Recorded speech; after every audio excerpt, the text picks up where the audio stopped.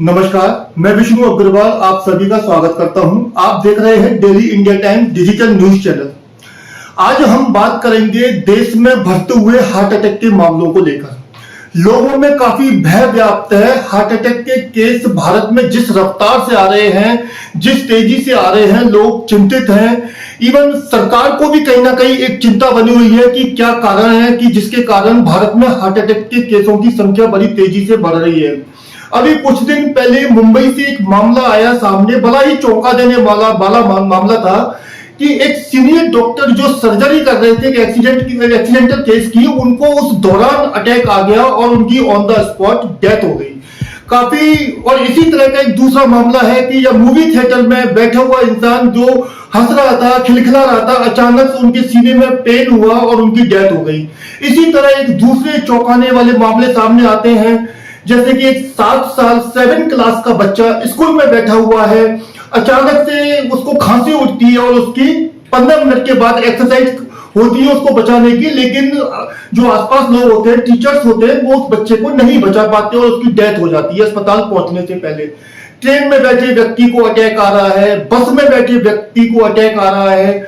बड़ी तेजी से लोग डरे हुए हैं कहीं ना कहीं और चिंतित है। वो लोगों को सूझता नहीं है कि जब अटैक आता है वो क्या करें, क्या मेडिसिन लें, कौन सा रास्ता अपनाएं। कई केस में तो लोगों को जिस जगह अटैक आता है वहां से अस्पताल काफी दूरी पर होता है और उस दौरान अस्पताल पहुंचने से पहले लोगों की डेथ हो जाती है।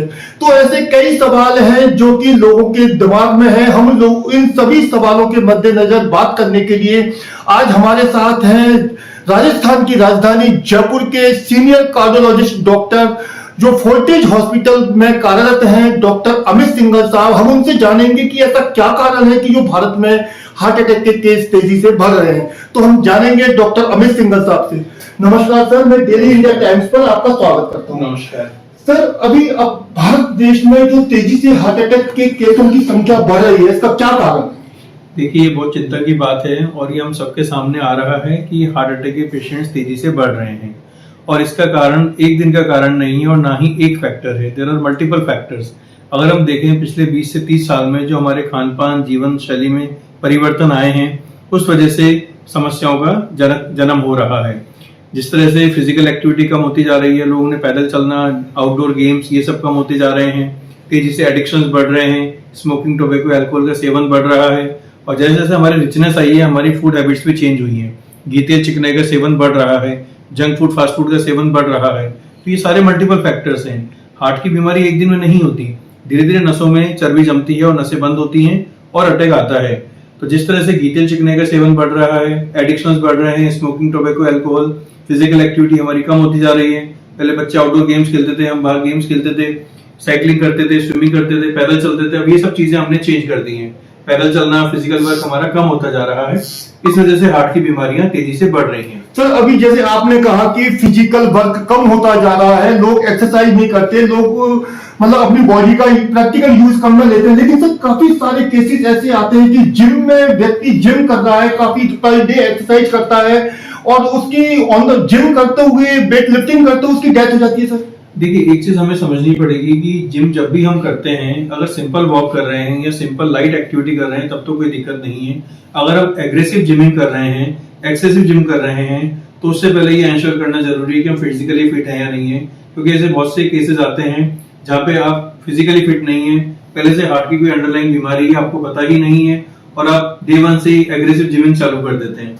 उस केस में ऐसी संभावना होती है कि जिम करते टाइम आपको अटैक आ जाता है या रिदम प्रॉब्लम्स होके डेथ हो जाती है। सर, अभी मामले ऐसे भी आए हैं कि इंसान एक स्टेज पर, चाहे वो शादी समारोह हो, बर्थडे पार्टी हो या कोई भी किसी भी तरह की पार्टी फंक्शन हो, लोग वहां डांस कर रहे हैं, काफी अच्छा एंजॉयमेंट कर रहे हैं, बिल्कुल नॉर्मल मूड में नजर आ रहे हैं, तब भी उनको अटैक आता है और धड़ाम से गिरते हैं और सर उनकी डेथ हो जाती है। देखिए, क्या होता है, हमारे दिल की जो हार्ट है उसमें नसें होती हैं जिनको कॉर्नरी आर्टरी बोलते हैं।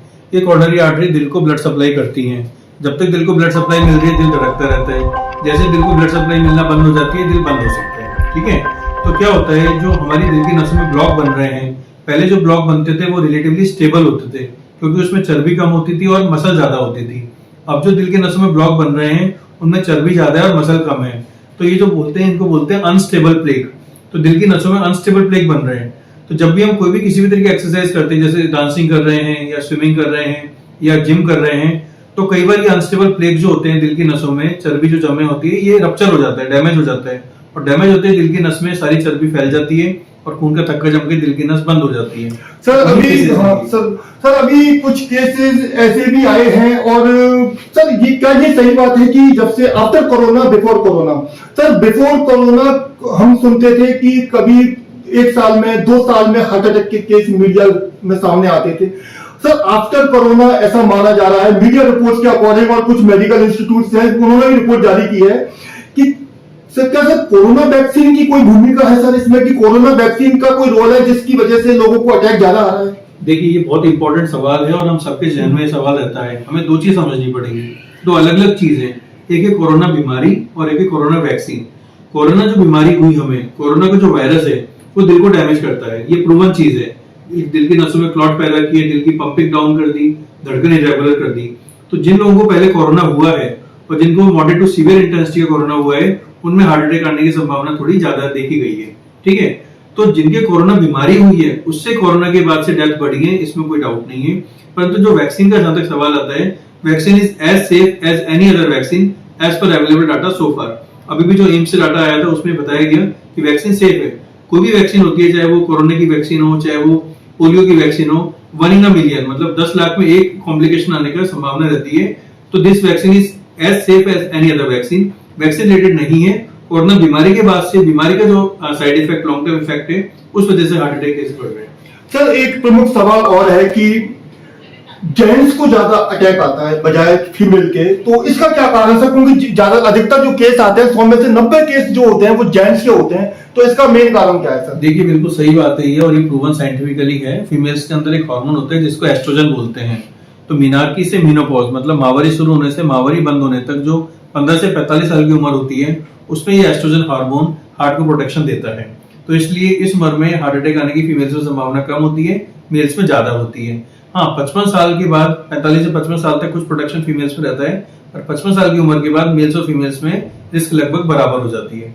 तो यंग एज में, मिडिल एज में फीमेल्स में रिस्क कम होती है, मेल्स में ज्यादा होती है। सर आपकी बातों से काफी कुछ सीन क्लियर हुआ है, लेकिन सर एक और भी बड़ा पेचीदा सवाल है कि सर फीमेल का समझ में आता है, जेंट्स का भी, लेकिन सर जो 7th क्लास का बच्चा है, स्कूल में बैठा है, सर कैसे, ये तो एक शॉकिंग मैटर है कि एक बच्चे को एजुकेटेड टाइम पर कैसे अटैक आ रहा है, ये सर इसके बारे में थोड़ा आप डिटेल में डिस्क्राइब करिए सर। देखिए, एक चीज हमें समझनी पड़ेगी कि जो भी बच्चे पैदा होते हैं उनमें 1% बच्चों में हार्ट की बनावटी खराबियां होती हैं, जिनको बोलते हैं कंजेनिटल एनोमलीज। जब तक हम हार्ट का 2D को करके नहीं देखते, हमें ये पता नहीं चलता कि दिल की बनावट में क्या खराबी है। तो ऐसे केसेस होते हैं 1 in 1%, मतलब 1% अगर बच्चे हैं उनमें अगर आनुवंशिक प्रॉब्लम्स हार्ट में हैं, तो वो हमें पता ही नहीं है।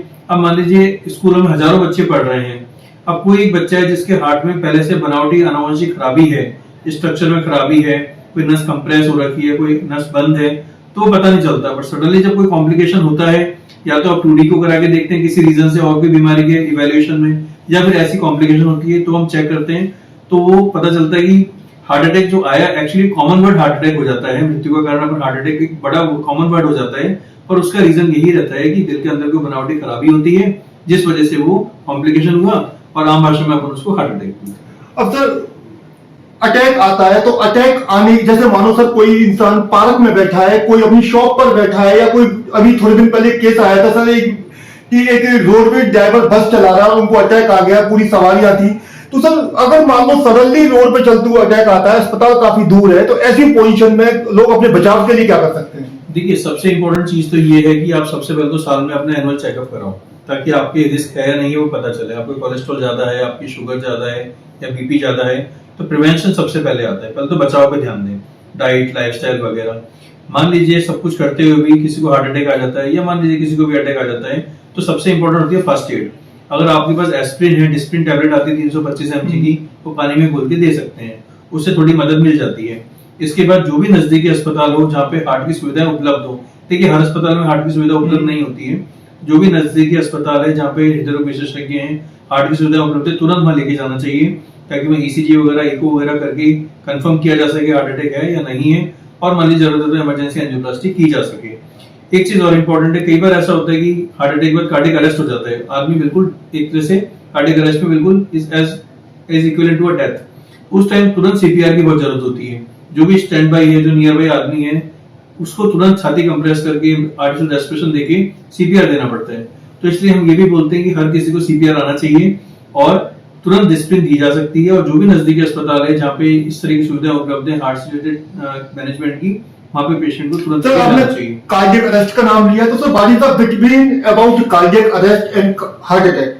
देखिए, हार्ट अटैक का मतलब है दिल की कोई नस बंद हुई है जिससे छाती में दर्द हो रहा है, पेशेंट को घबराहट बेचैनी हो रही है, पसीना आ रहा है, बीपी कम हो जाता है, कई बार धड़कन कम या ज्यादा हो जाती है। तो ये हार्ट अटैक के लक्षण है। ठीक है, पर अभी भी हार्ट चल रहा है, कम काम कर रहा है पर चल रहा है, आदमी होश में है, अपनी तकलीफें बता रहे हैं, इसको बोलते हैं हार्ट अटैक। हार्ट अटैक की वजह से अगर मान लीजिए हार्ट बंद हो जाए, जिसमें पेशेंट बिल्कुल अनकॉन्शियस हो जाता है, अनरेस्पॉन्सिव हो जाता है, उसको बोलते हैं कार्डियक अरेस्ट। तो कार्डियक अरेस्ट में तो तुरंत सीपीआर देना पड़ता है, सीपीआर से जान बचाई जा सकती है। अगर सीपीआर नहीं दिया तो आने वाले 4 से 6 मिनट 10 मिनट में ब्रेन डेड हो सकता है और मृत्यु हो सकती है। और कार्डियक अरेस्ट के और भी कारण हो सकते हैं हार्ट अटैक के अलावा, जैसे बिजली का शॉक लगा, पानी में डूब गए, ऐसे और कई कारण भी रह सकते हैं जिस वजह से कार्डियक अरेस्ट हो सकता है। सर कि हार्ट अटैक आने के बाद में जैसे मेडिकल ट्रीटमेंट जैसे ही स्टार्ट होता है तो मेन एंजियोग्राफी एंजियोप्लास्टी का सेशन आता है, तो सब ये तो मेन पार्ट है। लेकिन क्या किसी मेडिकेशन के द्वारा, क्योंकि अगर मान लीजिए कोई पर्सन फाइनेंशियली साउंड नहीं है और वो उस पोजीशन में नहीं है, तो क्या मेडिकेटेड मेडिसिन के द्वारा भी इस पूरी पोजीशन को मैनेज किया जा सकता है? देखिए, जो भी हार्ट अटैक का ट्रीटमेंट होता है वो American college of cardiology, American heart association और यूरोपियन गाइडलाइंस, वही गाइडलाइंस हम इंडिया में भी फॉलो करते हैं और वही इंडियन गाइडलाइंस उन्हीं चीजों को एंडोर्स करती हैं। इसमें 2 ट्रीटमेंट होते हैं। अगर हम गाइडलाइंस की बात करें तो उसमें गाइडलाइन यही है कि तुरंत जिस नस से अटैक आया है उसको ओपन कर दिया जाए। उससे पेशेंट को सबसे ज्यादा एडवांटेज मिलता है, बचने की संभावना भी बढ़ जाती है और हार्ट को डैमेज भी मिनिमम होता है। पर मान लीजिए फाइनेंशियल फैक्टर, आजकल तो अपनी इतनी स्कीम चल गई भामाशाह चिरंजीवी वगैरह, तो उसमें कैशलेस ट्रीटमेंट हो जाता है। फिर भी मान लीजिए ऐसा कोई फैक्टर है कि एंजियोप्लास्टी नहीं करवा सकते, तो खून के थक्के गलाने के इंजेक्शन आते हैं जिसमें स्टेप्टोकाइनेज होता है, टीपीए होता है ना, टेनिक्टाप्लेज हो गया, रेटिप्लेज हो गया, ऐसे इंजेक्शन आते हैं जो दिए जाते हैं जिससे खून के थक्के कई बार नसों में गल जाते हैं। परंतु अगर हम बात करें एंजियोप्लास्टी तो उससे 99% संभावना है कि नस खुल जाती है, 99 to 100%। और ये जो इंजेक्शन है इनमें 50 से 85% संभावना होती है नस खुलने की। बेस्ट ट्रीटमेंट तो एंजियोप्लास्टी ही है, पर किसी कारण से नहीं कर सकते तो फिर ये इंजेक्शन भी है। सर आफ्टर एंजियोप्लास्टी भी कई बार पेशेंटों को काफी स्ट्रगल करना पड़ता है, तो मैं ये चाहता हूं कि सर आप प्रमुख 5 ऐसे रेमेडीज लोगों को बताएं आफ्टर एंजियोप्लास्टी कि लोग उनको अपनाएं और अपने जीवन को स्वस्थ रखें और उनकी लाइफ जो है कंटिन्यूअस जारी रहे। देखिए, एंजियोप्लास्टी का मतलब है आपको अटैक आया था और आपके दिल में स्टेंट डला है, तो ये बहुत ज्यादा जरूरी है कि इसमें हमें आगे खून पतले की और कोलेस्ट्रॉल की दवाई देनी पड़ती है। बहुत बार लोग क्या करते हैं कि दवाइयां बंद कर देते हैं तो स्टेंट बंद हो जाता है। ठीक है, तो एक तो ये मान के चलेगी, ऑलमोस्ट यही मान के चलो कि लाइफ लॉन्ग खून पतले की कोलेस्ट्रॉल की दवाइयां चलेंगी, डोजेस बाद में कम हो जाती हैं। एक तो दवाइयां टाइम पे लेनी है, दूसरा जिन कारणों से पहले अटैक आया था उनसे बच के रहना है, जैसे स्मोकिंग, टोबैको, अल्कोहल है या जंक फूड, फास्ट फूड है, घी तेल का सेवन है, बीड़ी कॉमनली लोग पीते हैं, गुटखा कॉमनली लोग खाते हैं, तो इन सबको तिलांजलि देनी पड़ेगी। इसके अलावा डॉक्टर की सलाह से कितना वॉक कर सकते हैं, वॉक की हैबिट डालें, पैदल चलें, आपकी हार्ट की परफॉर्मेंस के हिसाब से डॉक्टर आपको एडवाइस करते हैं कितना वॉक कर सकते हैं। फिर रेगुलर फॉलोअप बहुत जरूरी होता है कि टाइम टाइम से डॉक्टर को दिखाएं। तो 4 मेजर चीजें हैं, दवाई टाइम पे लो, एडिक्शन से दूर रहो, घी तेल चिकनाई का सेवन कम करो, डॉक्टर की एडवाइस पे वॉक एक्सरसाइज करो और रेगुलर फॉलोअप जरूरी। Thank you very much sir, आपने अपना कीमती समय हमें दिया। मैं डेली इंडिया टाइम्स की तरफ से आपका धन्यवाद व्यक्त करता हूँ sir. Thank you so much. और मेरी सबसे रिक्वेस्ट है आप स्वस्थ रहें, बचाव सबसे अच्छा इलाज है, बीमारी से बच के रहें, बीमारी नहीं हो, अपने स्वास्थ्य पे, अपनी डाइट लाइफस्टाइल पे ध्यान दीजिए। Thank you. स्टे तो आपने सुना डॉक्टर अमित सिंघल साहब को, जो जयपुर के फोर्टिस हॉस्पिटल में कार्डियोलॉजिस्ट हैं, सीनियर कार्डियोलॉजिस्ट हैं। तो कैसे आपको हार्ट अटैक अगर आता है तो कैसे आपको सावधानियां बरतनी है और डरना बिल्कुल भी नहीं है। डॉक्टर साहब ने आपको बिल्कुल डिटेल में समझाया है कि कैसे आपको एहतियात बरतनी है। अपने दिल का ध्यान रखिए, हमेशा अच्छी चीजें खाइए। डेली इंडिया टाइम्स में मैं विष्णु अग्रवाल आपका एक बार फिर स्वागत करता हूं। Thank you very much.